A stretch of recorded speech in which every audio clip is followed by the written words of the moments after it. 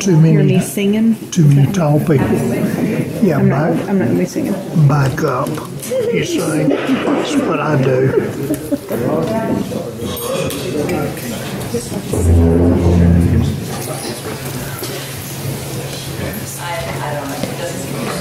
I'm going to use my outside voice. This is a non-technology day. My computer is rebooting and thinking about things. Prayer, a good one.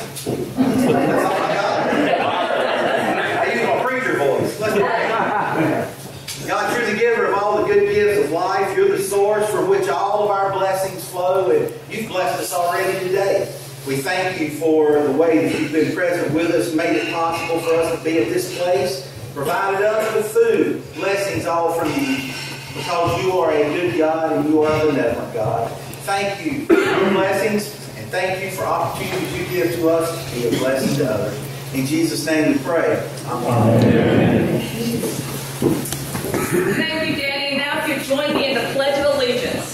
I pledge allegiance to the flag of the United States of America and to the republic for which it stands, one nation under God, indivisible, with liberty and justice for all. And now, super old school, find your friend, cuddle up next to him, because this program is singing side by side, which is in the 2 bulletins on the page.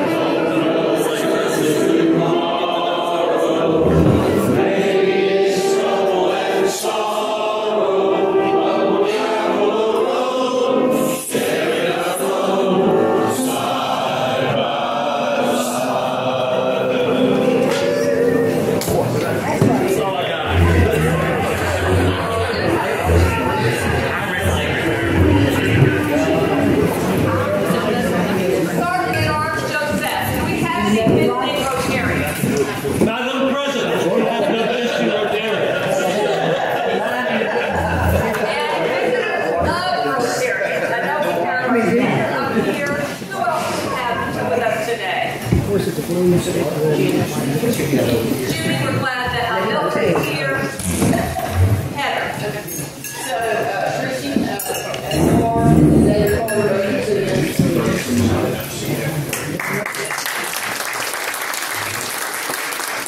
David is going to be inducted today in just a few minutes, so we're going to thank Christina. It's good to have you with us here again.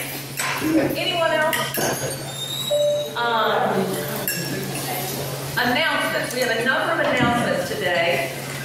I have a couple of thank yous that I want to share. The first one is from Tommy Hodges.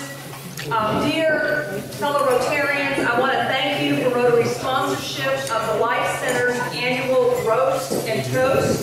Your support will provide scholarships for senior adults who can't afford the full fee to attend the Center's wonderful day programs. These programs will also allow much-needed breaks for the participants' caregivers. Tom. Kim. Just to add to that, I'm glad that Christian Ford is a sponsor for this, but I just want to remind y'all and encourage y'all to come to this because this is the first time the Life Center has ever had the event in Thomasville, and it's the first time a citizen of Thomasville has been recognized, and I'm so glad it's our own Tommy Hodges. So I just encourage everybody to come.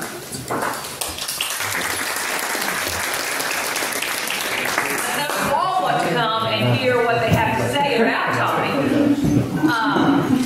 I do have a Life Center is near and dear to me. As a caregiver, my mother never participated, but I certainly know the role that a caregiver has and how nice it is to have those breaks in a day. Also, the Thomasville Community Foundation, which supports local organizations in Thomasville, has for years supported Life Center scholarships for Thomasville residents, and they did such a great job, and it means so much. They actually, Thomasville Community Foundation actually gave more this past year. I think it was $5,000 for 5 scholarships for this past year. So it is a great organization. It's a county-wide organization. We often don't think about it because they're not located in Thomasville, but they do support Thomasville residents. So I encourage you to come to that. Tommy has, I think, Tommy, you got tickets. You got tickets for this? And Tommy has tickets. And Hope will bill you. So Hope won't bill you for this one. Dear Rotary Club, thank you for the $1,500 donation to Community Schools of Thomasville to help us address security needs in Thomasville. Your donation assists CIS to continue to meet the basic needs of children and families through drive-through pantries, food boxes, and weekend backpacks. A child cannot focus on learning when they are hungry. Teachers cannot teach a hungry child. No child should go to bed hungry. Thank you for giving our children the help, hope, and encouragement to believe they can do whatever they want to achieve. We could not do it without you, Rick. So thank you, Rick, for that. That is a contribution that we had. There are sign-up sheets on your table for a couple of things that are coming up very quickly here. Saturday, March 2nd, we've got a Parks and Rec cooking class. A number of people have signed up to be on your table. So one of them, I got an observer. March 2nd is for the cooking class, but coming up next Monday is us helping Father's Storehouse with their food pantry, and that is from 11 to 1. So I encourage you to find some time for those events. And if you can't be there for the whole event, any part of it you can come is certainly a big help. Let's see. Any other announcements? Evan. This morning at 1:45, our store got broke into. Thomasville Police Department was amazing, especially the Baker team, which these two ladies are married to. Danny's husband and Miss Christie's husband. But they did amazing. They caught the bad guy. I wanted to thank them. And a good Samaritan is the one that called the police department. Tammy Hooker was her name, which I told Raleigh. I know we're going to celebrate birthdays today. We have someone whose birthday is today, Ed Keller. Happy birthday. And Tom Smith is not here today. His 98-year-old aunt passed away, so if you would hold her and Tom's family in your prayers, I appreciate that. Any other announcements? Let's do split the pot first. Well, you might all leave. No, let's do split the pot first, and then we have a couple of special presentations, and I do know. So, Beth, will you do split the pot? What kind of you looking at here? It is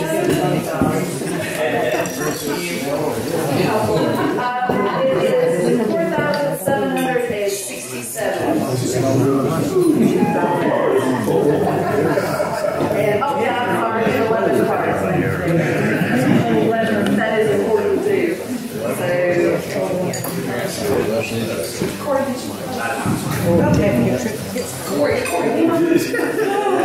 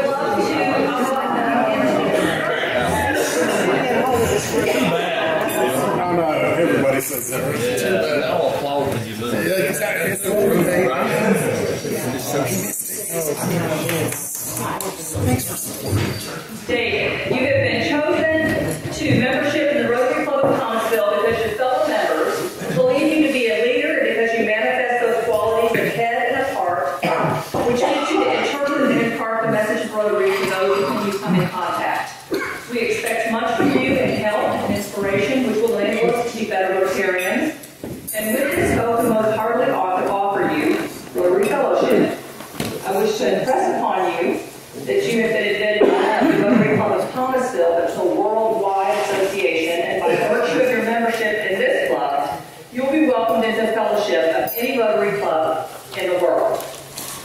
The honor and privilege of Rotary membership carries with it duties and obligations. You'll be expected to attend club meetings regularly, to perform your shared club service, and to place your knowledge and talents at the disposal of the club in its task of carrying the principles of Rotary into the daily life of our community. The community will know and judge Rotary through your embodiment of its character and service, and we accept you as a member because we believe our principles and organizations to be safe in your keeping. Members, please rise. David Carter, it is my distinct pleasure in the name of the Rotary Club of Thomasville to now formally admit you to membership in this club. Fellow Rotarians, I commend to you our newest member, Rotarian David Carter, who has been loaned the title of club member, and request that all of you welcome him.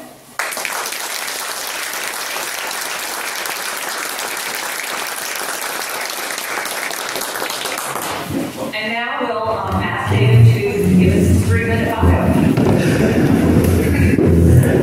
I am David Carter. I was born, basically raised in the state of North Carolina.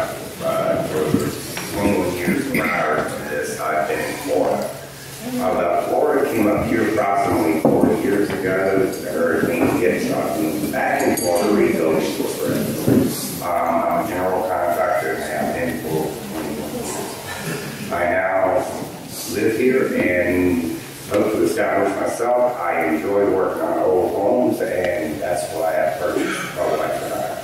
I brought her with me today, so please welcome her as well. Thank you, folks.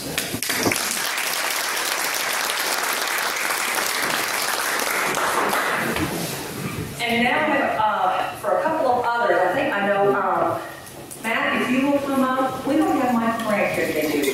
And if you'll come up and join me.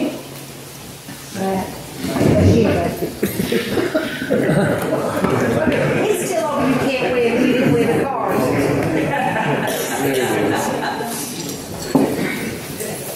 We have the honor to present you Paul Harris Fellow. As we know, Paul Harris Fellowship means that $1,000 has been given in your honor. And that's something the club does for all new members who we believe will be good members and maybe stay with us for a while. Words are hard for me.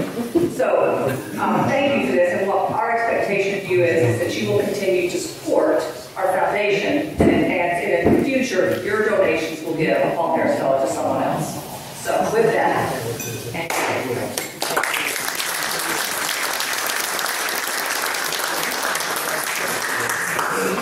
Can I get more like speech? yeah, take the birthday.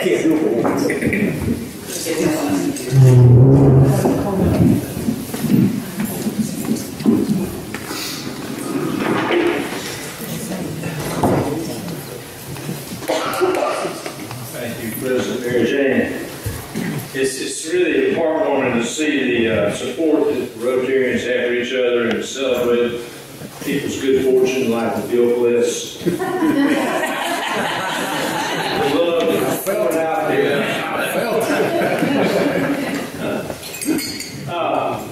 Well, it's February, and when I was working on this presentation, my wife accused me of stealing her thesaurus. Not only was I shocked, I was appalled, aghast, and dismayed. But I got over it. My point is that words are important. Words are important. And so is how we use them. You might have noticed, if you had television on, there's in political season, with election going on, and there's political ads now that are starting to flow over the airwaves. And I heard several candidates in the last week or so call their opponents stupid. My mother would not have been pleased. She always corrected us when we used that term, said, don't call anybody stupid.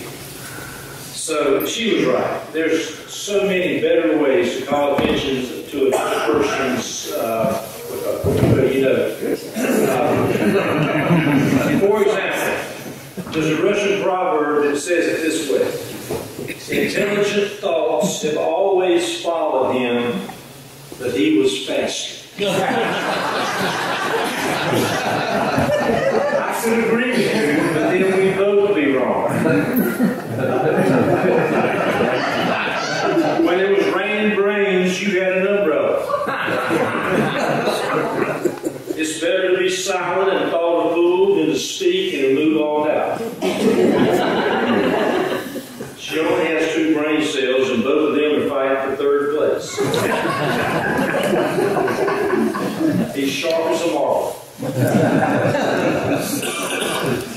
If you were half as smart as you think you are, you'd be twice as smart as you actually are. And one I like a lot, a village somewhere is missing their idiot. But I can go on. So now you're armed now with ways to tell somebody what you're talking about in a kinder and gentler mode there. But we are here to celebrate the birthdays of 13 Rotarians. It's amazing. I was talking with David and Kim coming in. There's 13 Rotarians in the shortest month of the year, which gives it the highest per day per month average of all 12 months. Something was going on somewhere back right before February, 7 months ago. I don't know what it is, but it results in a lot of birthdays. And so what I like to do is recognize these birthday recipients here by having you stand when I call your name. Paul Mitchell, Paul is the groundhog man.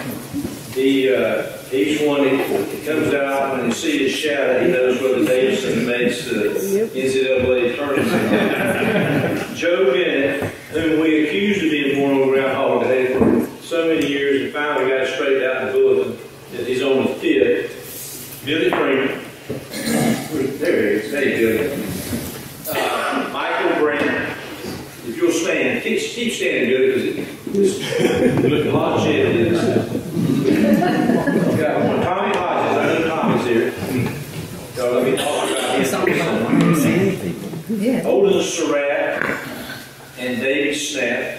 David's got a birthday on the 13th, lucky 13th. Hope Surratt, everybody's his Valentine, on the 14th. Ed Keller, there's it, 21st. Mike King on the 24th. Beth Hibbets on the 27th.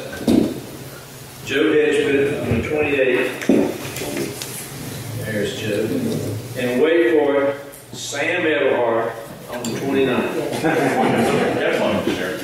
He gets a birthday, which we figure he's the youngest Rotarian in the history of the Thomasville.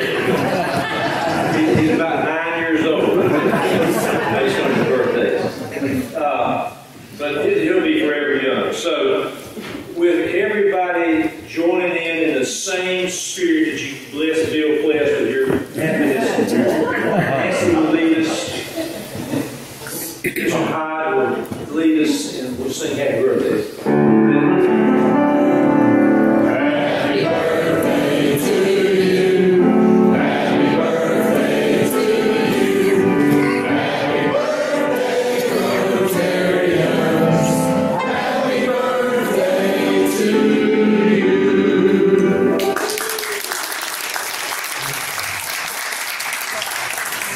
And now I turn it over to if you want to try to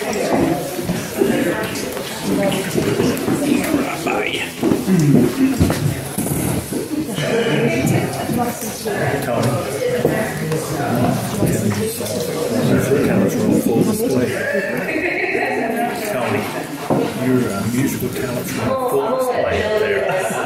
I'll introduce her. I'm really excited to have Jill Simpson here with us today. Jill daylights as the director of the Aquarium and Zoo Sciences program at DDCC, which I think is the coolest job I've ever heard of, and I didn't know she had it until today. So next time I have the program, I'm going to ask her to come talk about that. But this time, she's going to talk about her nice job as the chair of the Historic Preservation Commission. So I will turn it over to Jill.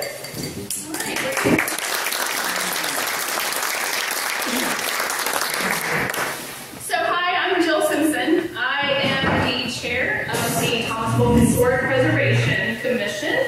I do have a nice little presentation for you, so we're getting hooked up. It's on sale for $1,099.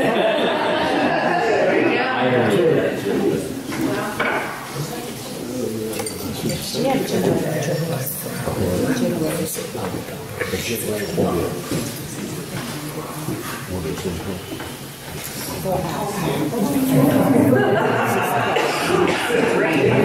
anticipation. I have lots of photos, so I hope it does work. So, while this is coming up, thank you for having me here. Like I said, great introduction by Peyton. Thank you, wherever you are. So I am the chair of the Thomasville Historic Preservation Commission. I've been on the commission about 4 years, and then this past year I took over the chair position of the commission itself. So I'm going to talk a little bit about what historic commissions do, and then we'll kind of walk through our local districts here, and I have a lot of photos of historic Thomasville, and we're also going to see why historic preservation is important by looking at some of those photos, so I'm pretty excited. What are historic preservation commissions? Before I even start, I'm an educator. This is my passion, so somebody today at work said, oh, we get to go talk about historic preservation. I was like, yeah, I made a career of sitting up in front of people talking about things that I like, so this is something that I do not mind doing at all. It disconnected? Okay, you're back. Okay, so what are historic preservation commissions? So there's about 100 counties in North Carolina, and there's over 100 historic preservation commissions just in North Carolina. We are fortunate that in Daisy County we have 2 of them. We have a Thomasville Historic Preservation Commission, and there's a Historic Preservation Commission in Lexington as well. So the Historic Preservation Commissions were actually designated in the 1960s due to the National Historic Preservation Act of 1966. This act was put into place due to some of this urban development that was happening in the 1960s, and there was a lot of historical and significantly architectural structures that were being destroyed due to this urban development. We actually see that here in downtown Thomasville, not destroyed, but changed in downtown Thomasville. So historic preservation commissions are really some of the most effective means for promoting conservation and preservation initiatives through counties and towns. And we focus on preserving significant architecture. And what happens is most local governments actually establish these commissions under our 160D Code of Federal Regulations. So this is just a little word cloud. So historic preservation really is about local landmarks, it's about preservation, it's about district review, it's about really saving old spaces. That's what we're about. We're about saving old spaces. And the whole idea behind that is fostering civic pride and having new generations or younger generations realize that these older architectural structures are really significant to our towns and our cities and our counties and our states and our countries, and having them be interested in saving them as well, because oftentimes, I have an 11-year-old daughter. She has no idea really what historic preservation is about. And so just teaching at the college, you can really see there's a lot of new generation of people coming up that have really no clue of why should I care about this old building. And so, props to Steve, he's kind of remodeled and cared for this women's club. And just like influencers on social media today, the influencers of 50, 100, 200 years ago lived in a lot of these historic districts. And these were the people that really helped shape towns, into what they are today. And what's pretty interesting is that just like the Women's Club here, this was kind of the center of the social hub, 50, 100 years ago. But what I was going to tell, I was looking to see if Paul Mitchell was here, was going to tell a story. So I grew up here in Thomasville, and there was a house that is not in a historic district that I loved. I loved it as a kid. I would make my mom drive by it. She thought I was crazy. And she was like, you can't have this house. You're like 10. You can't move into this house. Somebody lives there. And so as I became a little older, the house, the person in it passed away. And I said to my parents, as a teenager, I'm going to remodel. I'm going to have that house. That's my house. That is my house. My mom was like, sure, okay, whatever. So I went to NC State, and it was 1998. My mom calls and says, hey, you should probably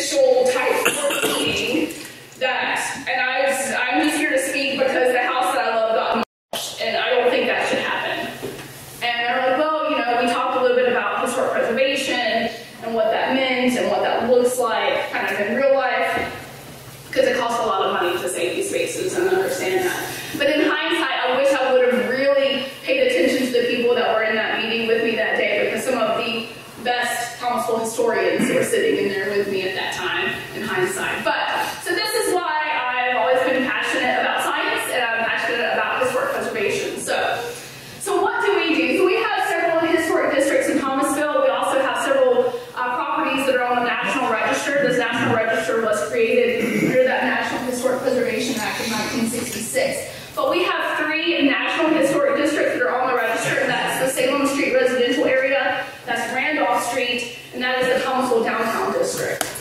We have Colonial Drive School District, which is considered to be a local district. And the difference between a national district and a local district is the National Register identifies districts, whereas the local district kind of reviews and has kind of governance over those particular areas. Salem Street residential area is also considered to be a local historic district. We have several local landmarks, the Big Chair, of course, our old post office from 1926. We have the Thomasville Women's Club, and we do have quite a few properties that are in Thomasville proper that are on the National Historic Register. The newest one is the T. Austin and Ernestine Lambeth Finch House. We have the old post office, we have the Smith Clinic, we have the Thomasville Railroad Passenger Depot, the Church Street School, and the Mitchell House. What that means is these properties probably will never be demolished.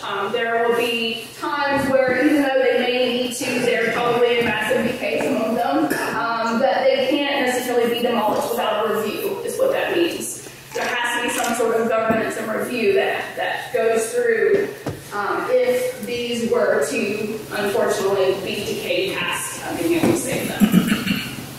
So how do I know if I live in a historic district? Well, your parcel ID, your tax record says it. And what we're realizing is that some tax IDs aren't actually saying that. So we're working with Misty Whitman, the city attorney, so we can actually get that into all of your deeds if you live in a historic district. We also have the National Register and the National Historic Preservation Act designated that historic commissions will kind of cover and review based on a set of design standards that were created by the Secretary of the Interior. And we have Thomasville Historic Preservation design standards. They're located on the website. So I'm not going to click on this. This is just a link that I had, but you can see our design standards here. But if you live in a historic district, these are available to you to kind of look at. And it doesn't mean they're not an end-all, right? So historic preservation is not about preventing change. It's about working with the homeowners to help restore and repair and rehabilitate their properties.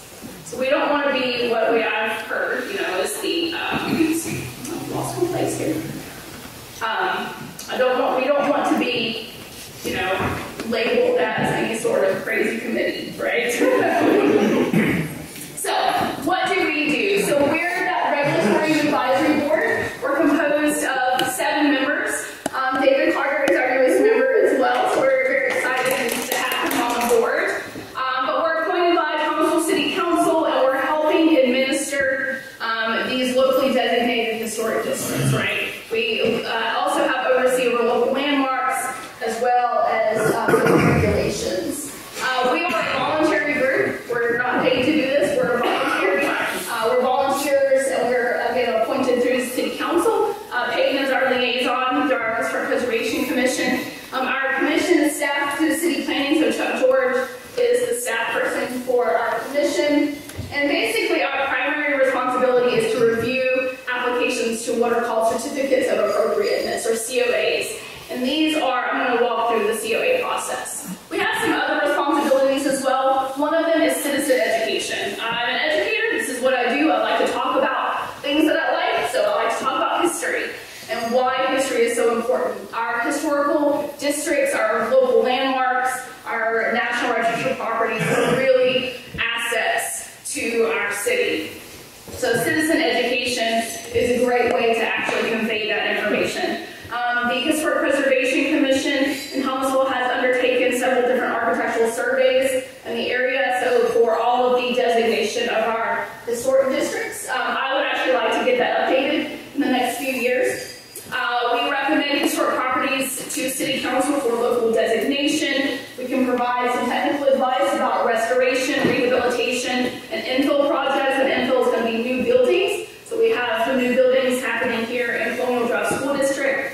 It increases the awareness of our heritage and our historical architecture and our program, and encourages the preservation and maintenance of historic resources, especially those in the We have these historic design standards that I just showed you. And again, the whole idea is this handbook is basically what we use to preserve and protect and educate the community. And I'd like to point out the second little bullet point is that we are not here. It is not intended to prevent physical change. That is not what the historic preservation is about. It is help the homeowner work with what they have and restore and rehabilitate their properties as best they can. Again, promote orderly preservation of areas, safeguard our city heritage, and again, provide education for enrichment of all the citizens. We had a meet and greet last year here for all of our historical districts, and we intend to do that again this year. It also fosters civic pride and civic beauty, because we have some really beautiful spaces in our town that really should be preserved and honored and recognized.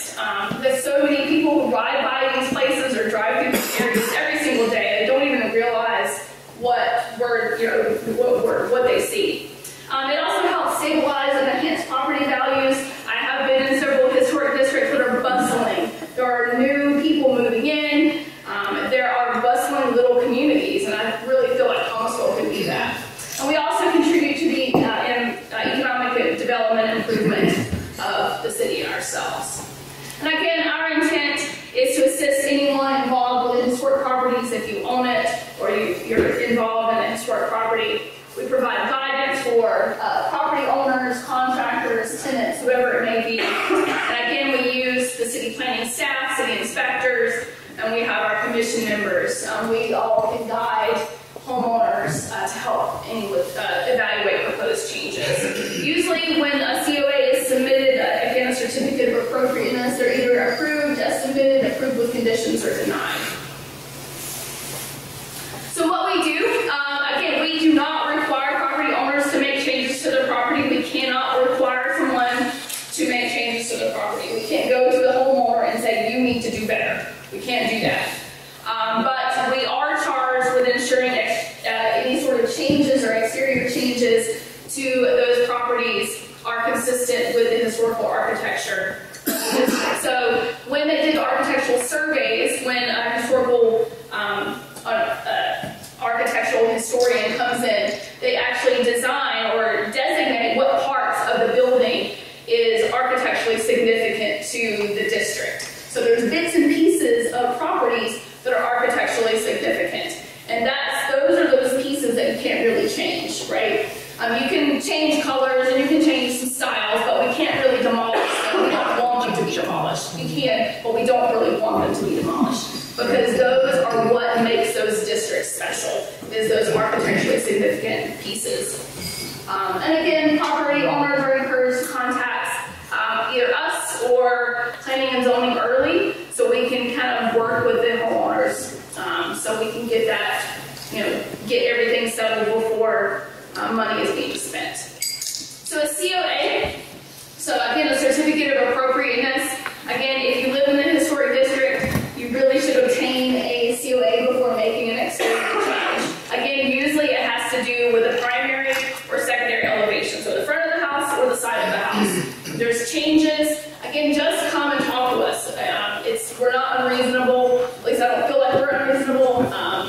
And so we want to work with you, because we want to help you do what you can for your house, because we love to save old spaces, right? And again, just some features that require COAs. It's architectural style, general design, windows, doors, signs, fixtures, basically any sort of exterior feature. So non-reviewable, viewable work, so not everything has to come through us. If it's not visible from the street, if it's normal maintenance, if it only involves repair of existing materials, yes, that's Jen's house. Okay. Yeah. So again, if it's not discernible, we don't have to have it reviewed, right? Some minor work. So this is oftentimes Chuck George and his planning staff can just review this without coming to us. If the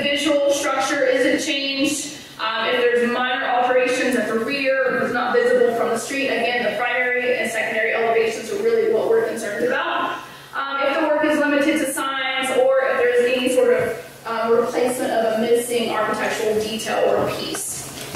And then I'm not going to read all of this, this is a lot, but this is what we actually do. This is some of those architectural changes.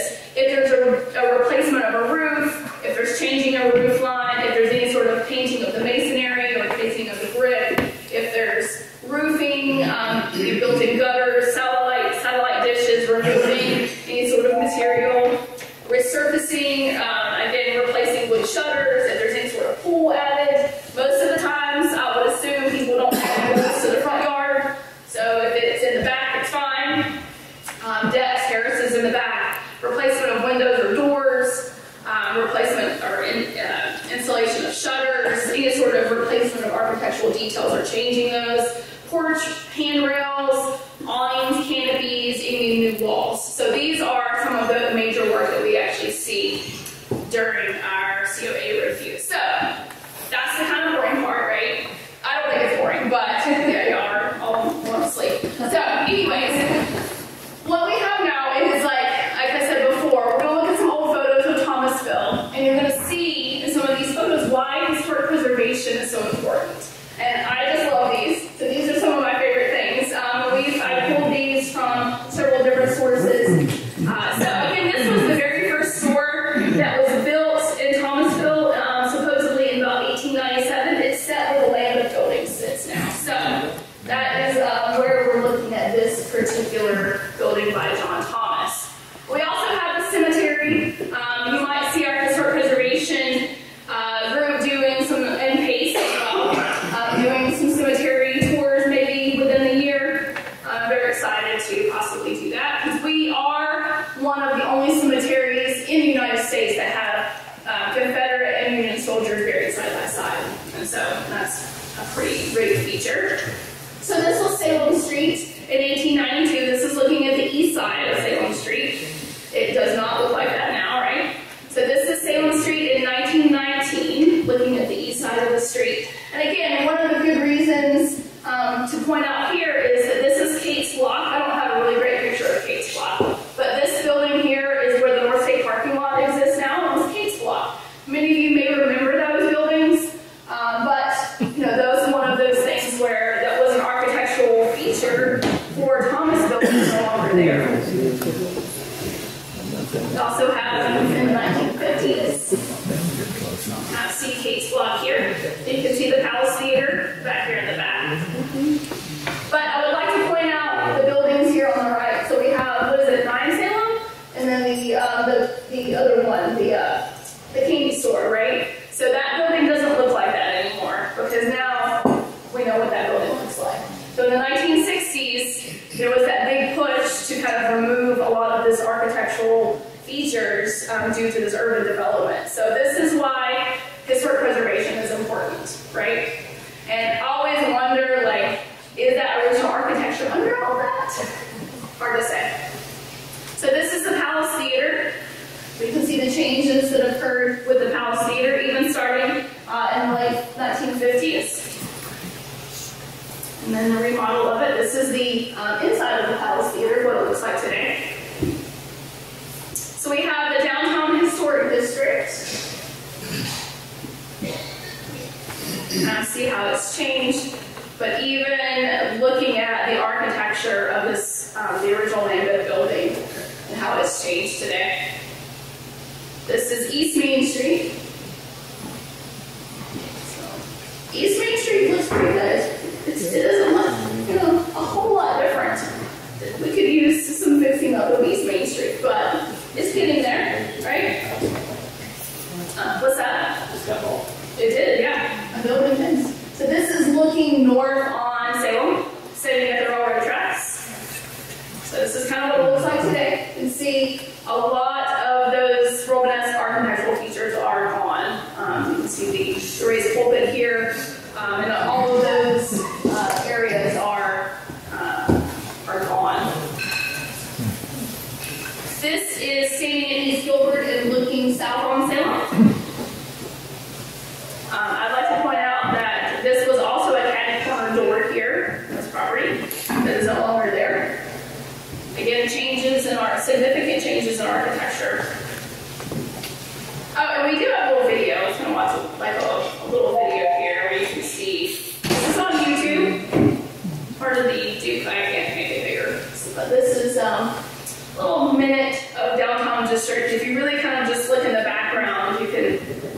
appreciate some of the original architecture.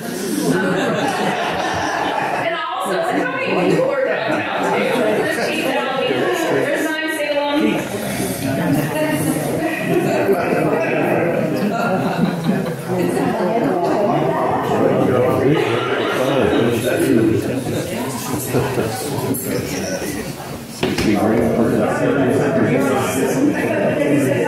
That is on Randolph Street, I believe.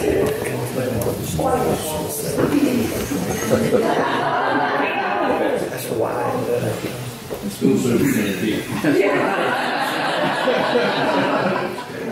I don't know where that little building, you'll see another, they'll come out of the building. I believe that was one of the first libraries, and I think it said on Salem Street.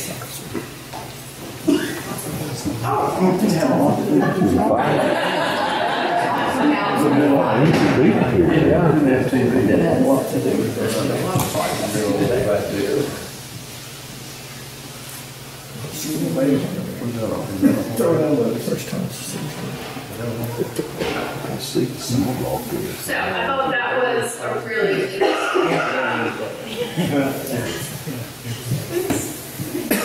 Back to the slideshow. All right. Let's get out of here.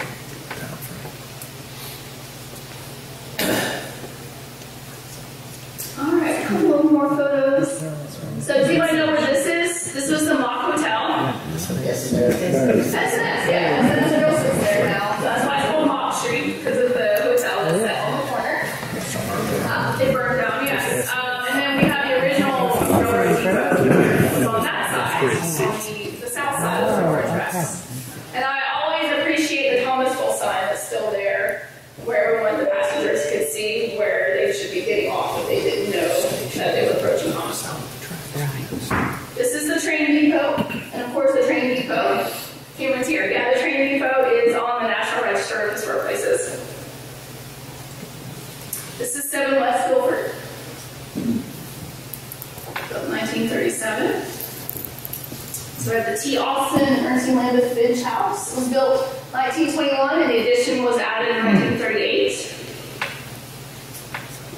This was the shooting club. Does anybody know where the shooting club sat? I know where it is. So it moved to Cedar Lodge after this one was torn down. And then it moved to Salem.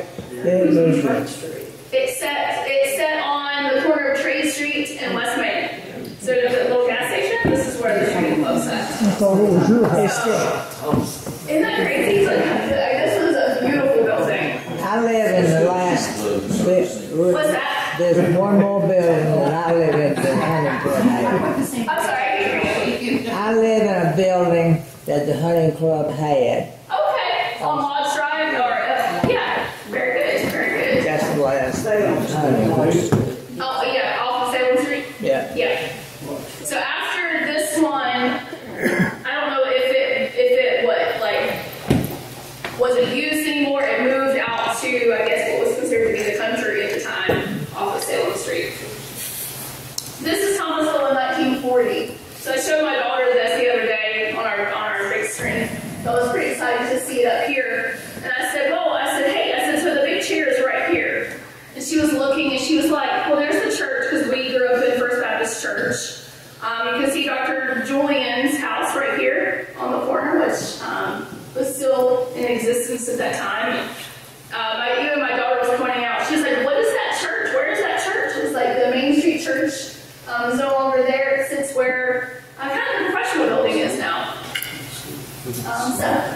Lots of, and then she asked about the school. We see the Main Street School here in the lower right-hand piece of the corner. So again, kind of neat.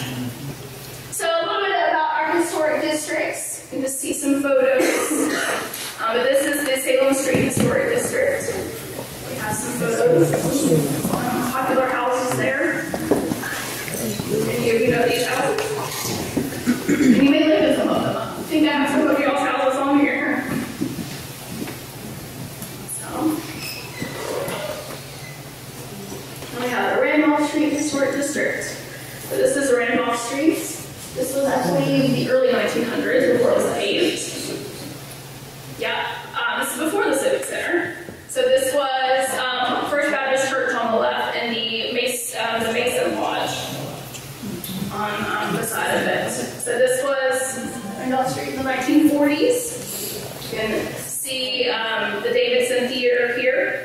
the street from First Baptist. The last building of the sanitary company. I thought I saw a 57 Ford car in that picture. And here's the Civic Center, the set where our current library sits. And it burned down, I don't know what year, was it 1976, I believe. I used to do a picture in there. That was the Civic Center, it's set where the library is set, yeah.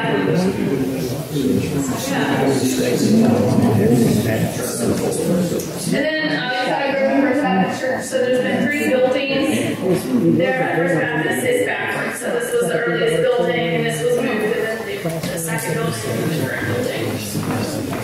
We have Colonial Drive in the Historic District. Some of you may recognize these places as well.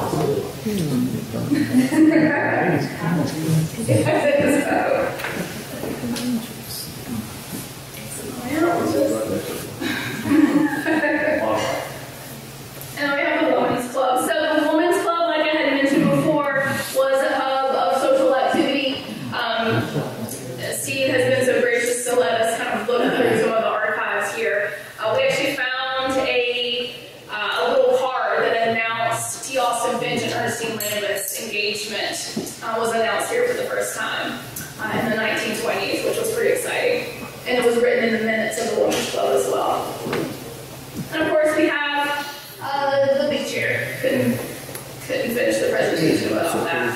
So again, the current one was started construction in 1950. Was kind of finished in 1951.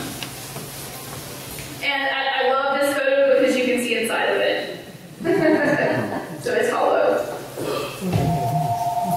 And like I said, this is the last thing. This was last October. Our Historic Preservation Commission did a historical walking tour called Murder and Mayhem around town. And we hope to do that again every year. So this is going to be something that we're doing every year. All right. Does anyone have any questions or comments?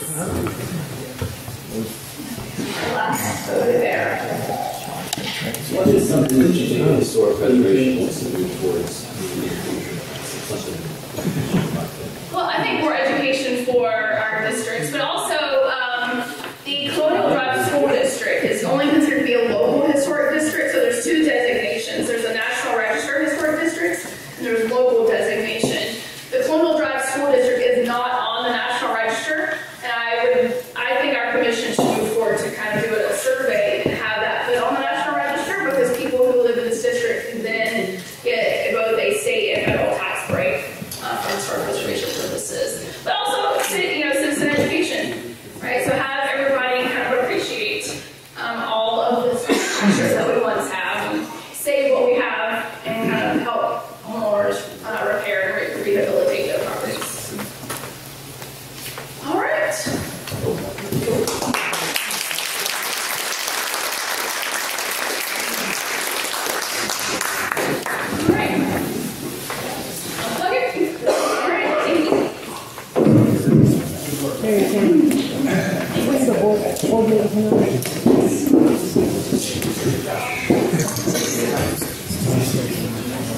Thank you, Jill. Thank you so much for that. That was really interesting. It was nice to walk down memory lane. I wasn't sure in the video how many of you all were in the.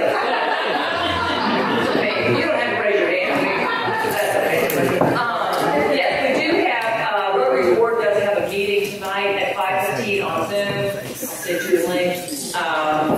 I'll get the agenda out to everyone.